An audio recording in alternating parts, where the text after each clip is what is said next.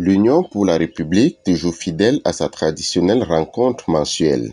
En ce début d'année 2023, aujourd'hui, c'est avec honneur et fierté qu'en plus d'avoir reçu les vœux les meilleurs de tous les militants et sympathisants de l'Union pour la République, je me suis fait le devoir agréable, moi, cette fois-là, en tant que président de ce parti et en tant que candidat à l'élection présidentielle, de transmettre également mes vœux les meilleurs de réussite, de santé à tous les Gabonais en général et aux militants de l'Union pour la République en particulier. Aujourd'hui encore, le présidium, le secrétariat exécutif et les coordinations de province ont encore été renforcées. Donc nous avons bouclé aujourd'hui le maillage national de l'Union pour la République. À l'heure où je vous parle, même si l'élection avait lieu demain matin ou dans 1 ou 2 mois, l'UPR est prête à aller à la conquête d'un maximum de circonscriptions dans ce pays. Et pour ce qui est de l'élection présidentielle, notre ambition reste la même. Prise du pouvoir ou partage du pouvoir, en fonction du résultat qui sera issu des urnes.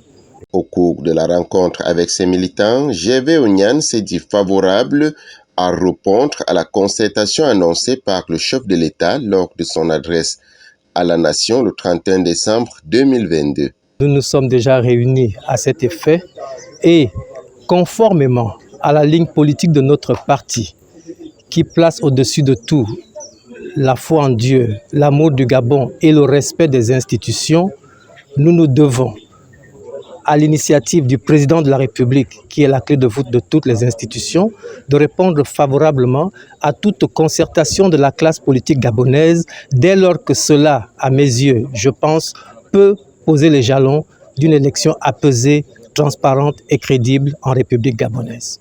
En tant que politologue, rien en cela ne me surprend. Cela rentre dans le cours normal des choses. Ce n'est pas parce qu'on l'a revendiqué qu'on l'a obtenu. Il était tout à fait normal qu'à ce stade-ci, dans le respect des textes en vigueur, la Cour constitutionnelle prenne cette décision-là et qu'elle permette que l'on remette en place le nouveau bureau qui ira jusqu'à la tenue des élections à venir. C'est tout à fait normal. Et j'en félicite la Cour constitutionnelle. Tout comme il a réaffirmé sa candidature pour la présidentielle de 2023 et fixé les objectifs pour la nouvelle année. C'est un engagement que j'ai pris. D'abord pour la vie, parce qu'il s'agit pour moi d'un projet de vie. Ce n'est pas aujourd'hui que j'ai décidé que je serai un jour candidat et peut-être président du Gabon. C'est une ambition que j'ai nourrie au cours des 40 dernières années de ma vie. Je vous dis bien que depuis la classe de 3e au lycée national Léomba, j'avais annoncé qu'un jour, étant régulièrement premier de classe de CP1 jusqu'au niveau doctoral, j'ai toujours eu l'ambition que dans ce pays, quand viendra le moment pour ce pays de compter sur ses cadres les mieux formés, qui aiment le Gabon, qui pensent Gabon d'abord, je devais avoir mon mot à dire. Aujourd'hui, 2023, j'ai 56 ans. Je suis peut-être très bien conservé, mais j'ai 56 ans. Donc à 56 ans, révolu, quasiment, il est normal que je prenne mon bâton de pèlerin. Et quand j'annonce ma candidature à une élection présidentielle, en tant que président d'un parti du centre aussi important que celui que nous avons réussi à mettre en place, ce n'est pas de la blague. Je me suis engagé pour être en fonction du résultat des urnes, si ce n'est président de la République, pas moins que vice-président de la République. Voilà mon engagement dans ce parti, pour le Gabon.